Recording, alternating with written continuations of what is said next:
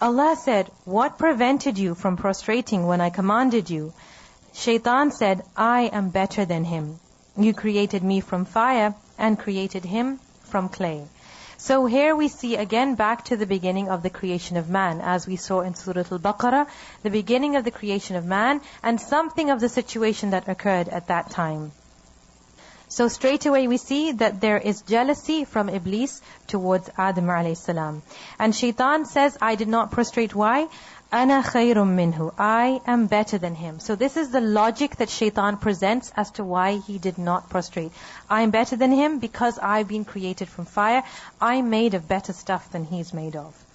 Allah said, descend from it, for it is not for you to be arrogant therein. So get out. Indeed, you are of the debased. Debased means humiliated. So because Iblis did not obey the command of Allah, it led to his own humiliation. So disobeying the command of Allah led to him being expelled from the heavens and humiliated in the sight of everyone. قَالَ أَنذِرْنِي إِلَى يَوْمِ يُبْعَثُونَ. Shaitan said, reprieve me until the day they are resurrected. Allah said, indeed, you are of those reprieved. Meaning, you are reprieved to go and see how much you can mislead the people. Shaitan said, because you have put me in error, I will surely sit and wait for them on your straight path. Then I will come to them from before them, and from behind them, and on their right, and on their left, and you will not find most of them grateful to you.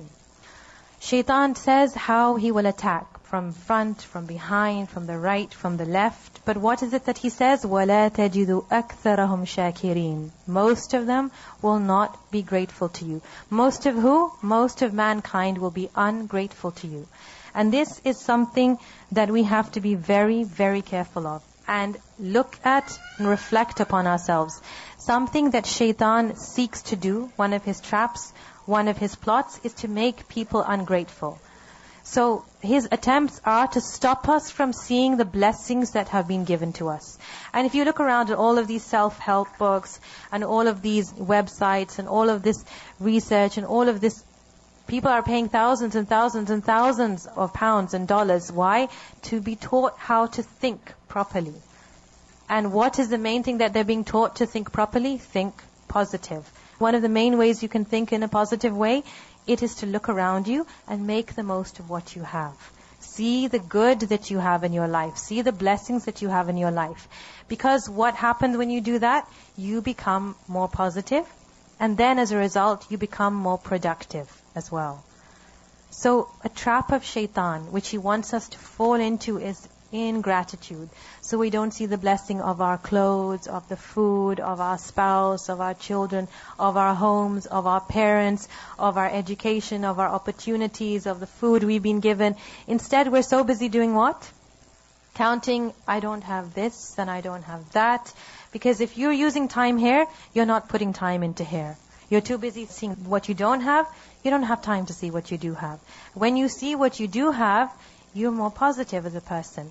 And when your energy, when you feel more positive, you do things. And then bit by bit, you start to get more productive. And that makes you feel even better. So you can do even more. But this is what Shaitan does not want us to do. He wants us to be the opposite. And ingratitude leads to disobedience. Because ingratitude leads to negativity. I saw a picture yesterday on Facebook. Someone had uploaded a picture of 2 little boys. I don't know their exact age. Some of you may have seen that picture. One was about, he must be under 2 years at the most. And the other boy must have been 6, 7 at the most. And you could tell they're suffering from poverty. Their clothes barely covered them. And they're sitting on a step, and the little boy is hugging the big one, and they're sleeping like that, where he's on his lap, and he's just sitting on the stairs sleeping. And next to it, the quote was that whatever difficulty you might be in, you have clothes, you have food, you have a roof over your head, you have protection. Meaning, look at these people, look at the situation that some people are in. Yet, it is a trap of Shaitan, having so many blessings, telling us we don't have anything. Having so many blessings, telling us that opportunities, telling us there's nothing for me to do. I don't do anything productive. What can I do with my life? What can I do with my talent? This is just a trap of Shaitan. Something that we see clearly Allah warns us to be very, very careful about. When we are ungrateful and not doing things, we become more and more lazy or more unable to do. And when we're productive and grateful, then that pushes us to do more. It leads to more good deeds, more productivity. It's very important for us to be aware that this is a trap of shaitan. If we know, then we're aware that this is something shaitan does. If we don't even know, then he could be doing this and we're completely oblivious. We have no idea that it's shaitan who could be doing this. Allah said, "Get out of it, reproached and expelled. Whoever follows you among them, I will surely fill hell with you all together. And, O Adam, dwell you and your wife in paradise, and eat from wherever you will, but do not approach this tree, lest you be among the wrongdoers." But Shaitan whispered to them to make apparent to them that which was concealed from them of their private parts. So they were forbidden from a tree, but Shaitan came and he whispered to Adam and his wife, and he wanted to reveal to them what was concealed of their private parts.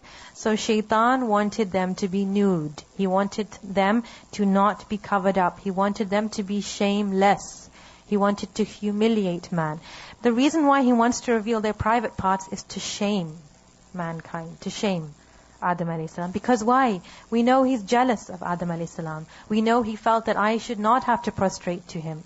So there's a clear warning that one of the things Shaitan seeks to do is to make people remove their clothing and reveal their private parts. So it's not a freedom of expression. It's a trap of Shaitan. It's a trick of Shaitan with which he seeks to humiliate mankind. He said, "Your Lord did not forbid you this tree, except that you become angels or become of the immortal." Allah didn't forbid you from this tree except for this reason, which is that you would become angels if you had from this tree. You would become immortal if you have from this tree. So these are the whispers that Shaitan is whispering now. And it sounds good what he's saying. That he doesn't want you to become angels, he doesn't want you to become immortal, meaning, look, if you take from the tree, you will be angelic. If you take from the tree, you will live forever. You will have all these amazing things if you take from this tree. So he's trying to convince with these kind of words, you see. And if you notice, he's trying to convince them through telling them that you're missing out on something. You're missing out by not having from this forbidden tree.